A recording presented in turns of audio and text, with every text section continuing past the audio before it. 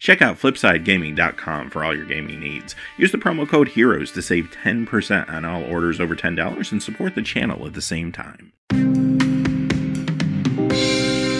there, this is John from Heroes and Legends, and welcome to the third day of official and stable previews. We have a number of cards to look at today, and we also have some foil full art tokens that were revealed, which look incredible. So more on that in just a second. Just a really quick reminder before we get going, though. If you check out the description below, you'll find a few ways to help support what we do here at the channel, one of which is our Patreon page. You're also going to find some links to products on Amazon. If you make any purchases there, we'll get a small percentage no matter what it is. And finally, Flipside Gaming is also linked below. They have a promo code for our viewers. You can save some money and maybe pre-order Unstable or really pick up whatever you want. They have a great selection there. So check it out. Hopefully save some cash. With that being said, let's get into it. We're going to start off with these foil full art tokens. So I'm going to bring up the first one, then I'll kind of explain what's going on here. All right, here's the first one, this Angel token. Now on the left side, you see something that resembles more classic token. On the right side is the full art, and I do mean full art token. It looks like a print. It's amazing. Now, how do you find these things? Every pack of Unstable will contain a foil token. Half of those foil tokens will be the full art print token. The other half will just be the classic token. So one of two things can happen. You open a pack and you get a token that looks like the one on the left, but it will be in foil. On the back, you'll see an ad card like normal. The other half of the time, you'll get a token that looks like the one on the right. On the back will actually be the classic token, the regular one. So I don't know if they consider which one, the front or the back, but you are going to see both versions, one on each side. And again, they will be in foil. It sounds like both sides will be foiled, although I haven't heard confirmation on that specifically. So I'll let you know if I hear more, but it sounds like both sides would be in that case. So this is the Angel one. It looks incredible. I mean, I kind of wish 100% of the time you got the full art token, but I guess 50% of the time it keeps them special. Also, you'll notice if you look at the numbering down below, there's 20 tokens in the set. We're going to look at 9 today. My assumption is the other 11 are more specifically geared towards cards in Unstable. The 9 we're going to look at today are just kind of more classic Magic tokens, things that you see appear a lot over the course of Magic games. So Angel, 4/4 Flying Angel, for example, is one of those things. So let's go into the other 8. These all look amazing. You have a Beast token here. You're going to be real familiar with the art. It's not new art, but you're seeing it in a new way, of course, with the full art, with no borders, no frames. Just amazing. Clue token is here. Elemental token. This is a good inclusion because these actually will still cost you a few dollars. A lot of players try to pick these up. There's not a lot of places where you can find them. Elemental token. Sapperling. Spirit token, great for Lingering Souls, one of my favorite cards. Thopter. And Zombie. So those are the 9 we know so far. A little surprised we didn't see like Goblin or something like that, but of course there could be a Goblin token that maybe has new art for Unstable in the other tokens. I guess we'll wait and see how that unfolds. But anyway, they look incredible. I'm really excited for these foil full art tokens. I think they're going to be amazing. And like I said, kind of wish we got them in every pack, but is what it is. I mean, they're still awesome. I'm glad they're there. All right, let's get into the new cards for today. Jack Knight. This costs a white 1. It's an artifact creature, Cyborg Knight, rare, 1/1. Whenever another artifact enters the battlefield under your control, you put a +1/+1 counter on Jack Knight. If that artifact is a contraption, Jack Knight gains lifelink until end of turn. All right, so this is a Artifacts Matter card. Definitely seems to be the theme in white for sure. And it's hard to say exactly the power level of these cards at this point because we haven't seen enough of the set yet to know exactly how many artifacts, how many artifact creatures there are. But my assumption is there's going to be quite a few, considering we know there's going to be a lot of contraptions. That alone can make this card actually pretty good, even without any other artifacts or artifact creatures around it. So imagine you play this card, little fragile at first as a 1/1 for 2. Then you have one of those spells that allows you to assemble a number of contraptions in one turn. Complement that maybe with an artifact that you cast with your mana. This could get pretty crazy pretty quick. It doesn't have evasion, but it does have a lifelink when a contraption enters the battlefield, at least for that turn. So there is more you're getting out of it than just a big old creature that can be chump blocked. It can also lead to some life swings, even if your opponent can chump block the thing with a small creature or something like that. So yeah, it feels like a rare. It feels like a really, really good card for what it's trying to do in the set. The countdown is at 1. 2 red and 3, sorcery, rare. Players play a Magic subgame, starting at 1 life and using their libraries as their decks. For the rest of the main game, if a source would deal damage to a player who didn't win the sub-game, it deals double that damage to that player instead. Alright, players love Shahrazad. It's a fun card, but the problem is it forces you to play an entire game of Magic, which can take a lot of time. Now, this lets you have kind of the fun of that type of idea, but you start with 1 life apiece, which means that the game should go pretty quick. And you kind of get a little taste of what that type of effect is like. And the stakes are pretty high.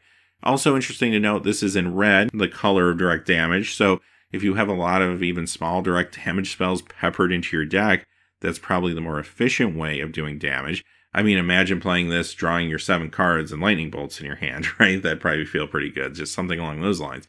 So we don't really know what direct damage is going to look like in the limited scene yet. We haven't seen enough of the set to know how this is going to work as far as draft and seal goes. But just ultimately feels like a really cool idea, just another really fun card to play. Alright, Baron von Count. This costs a red, a black, and 1. Legendary creature, human villain, mythic 3/3.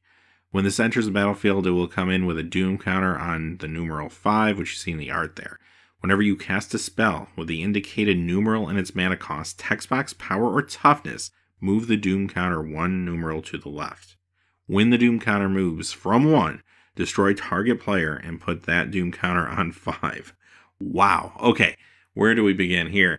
So first thing I want to point out, this card, even though, yes, when it comes to black bordered Magic, this card doesn't interact, it's not legal in Commander, but some playgroups in Commander will allow players to play with some silver bordered cards. This could be a very interesting Commander if your playgroup's okay with it. I'd like to try it out. It just seems like it would be very cool in a multiplayer game because there's a lot of facets to it. Like, for example, I put this out, and there's going to be players at the table that might not care about it because they're not the player in power at that time. They don't have that power position. So they figure, okay, if this thing goes off, it's not going to be hitting me. It's going to be hitting that person over there that has the stacked battlefield, right? So it becomes a political card, like, almost immediately. And it's a shame that there isn't, like, some sort of silver border or Commander rules or something like that. But, again, playgroups can do what they want. So, by all means, there's a chance you could use this at some point. Or even multiplayer cubes, like conspiracy-type cards. You can mix maybe some silver border cards with conspiracy, create a multiplayer cube. That could be kind of fun too. So there's ways to exploit that. But in a one-on-one situation, well, this card will have a target on its back. It's a nice creature though. I mean, 3/3 for 3 with this ability on top of it makes it critical for your opponent to think about getting rid of it. Maybe not right away, but at some point they got to get rid of this or they're in trouble. Now, it doesn't mean they're going to lose the game though if you're really behind either. So that's something to keep in mind. But ultimately, yeah, if you can pull this off, it's going to feel really good.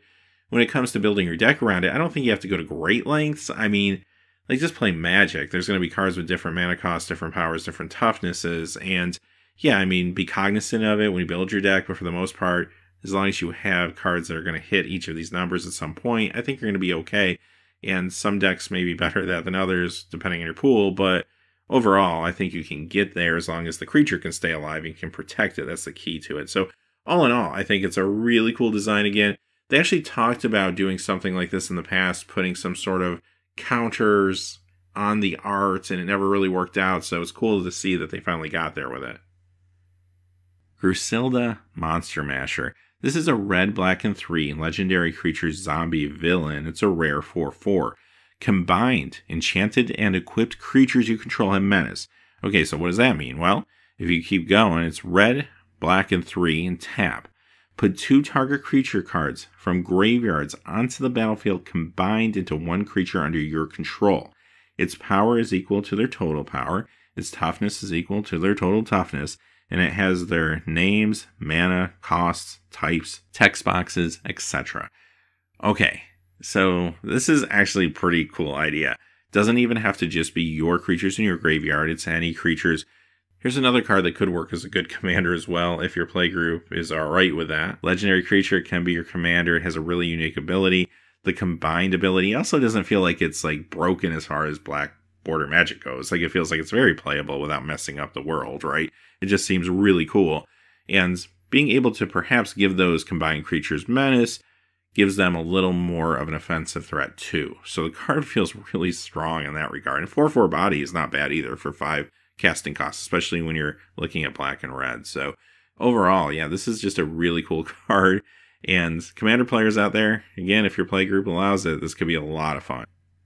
Mary O'Kill. This is another legendary creature. A black or red in 5. Legendary creature, human, villain, rare, 5/5.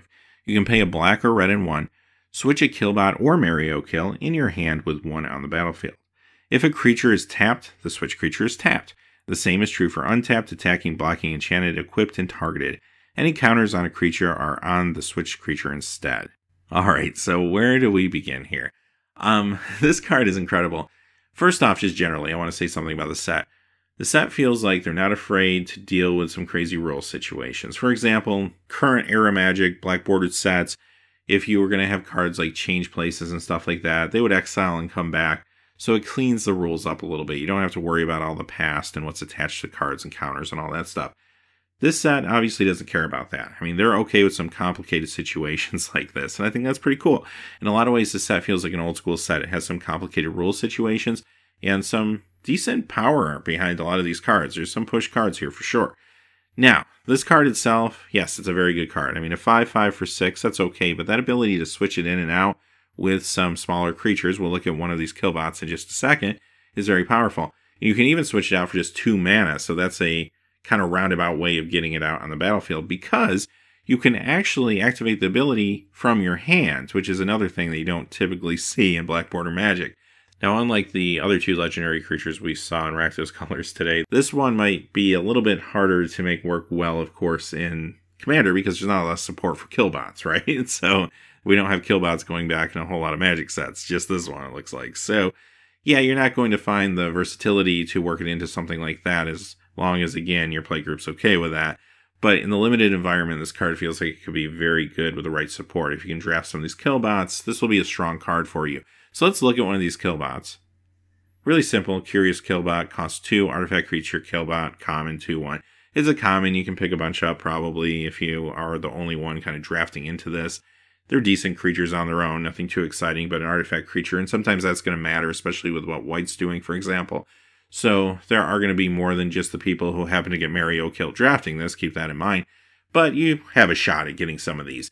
Now, I don't know if there's going to be other killbots. We'll have to kind of wait and see for that. The arts, they all kind of look the same, so I don't know how much variety there would be. But even if there's maybe one other one at common, that might be good enough. I don't know. So we'll kind of have to wait and see how that unfolds. But there you go. Another really interesting interaction that they've built into this set. Alright, Split Screen. This costs 4. It's an artifact rare. When Split Screen enters the battlefield, shuffle your library and deal it into 4 libraries. If anything refers to your library, choose one of your libraries for it. Play with your library's top card revealed.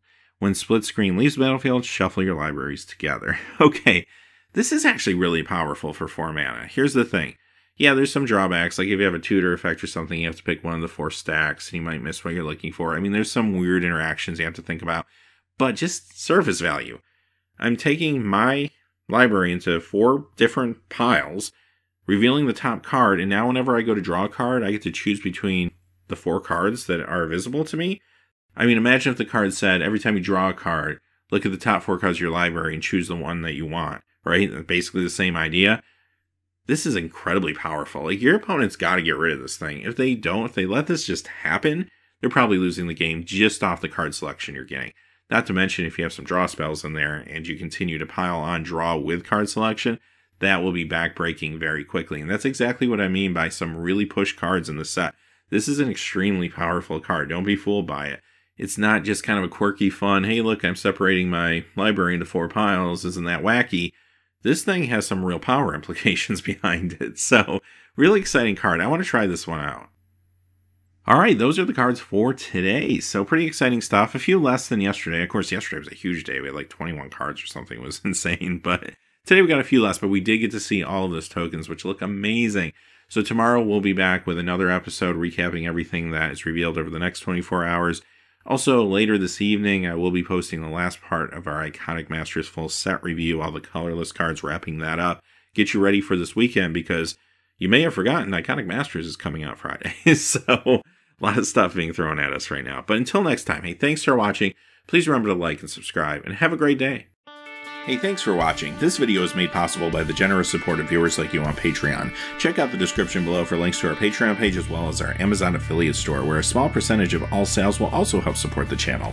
Finally, if you haven't had a chance yet to subscribe, hit that subscribe button so you don't miss any new videos on Heroes and Legends. Talk to you again soon, and have a great day.